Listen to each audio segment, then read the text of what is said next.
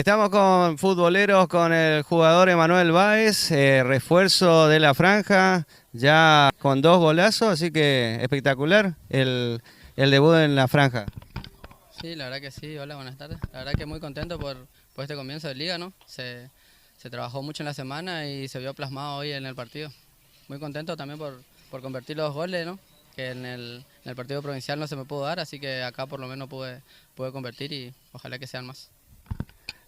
Qué bien, Emanuel, recuerdo hace no mucho tiempo, en diciembre te estábamos entrevistando para defendiendo la camiseta de Jorge Jason Brown, ahora en la franja. ¿Cómo fue? Contanos cómo es tu experiencia ahora en este nuevo equipo. Sí, la verdad que estoy muy contento de poder de estar de nuevo al club, de poder volver a jugar acá, así que nada, muy feliz, muy contento. Sí, tuve un paso muy lindo también por Brón, así que nada, hay que disfrutar nomás del momento y ahora me toca estar acá y a defender de la misma manera. ¿Objetivo que se te hayan planteado dentro del club? No, el objetivo siempre es grupal, ¿no? Así que este club siempre aspira a todo.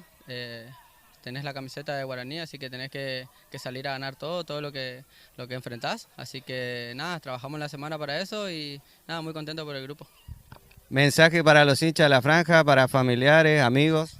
No, nada, que se queden tranquilos, que estamos trabajando bien, que somos un grupo muy unido, así que nada, estamos trabajando para sacar esto adelante. Muchísimas gracias, Manuel, por esta nota. Dale, muchísimas gracias.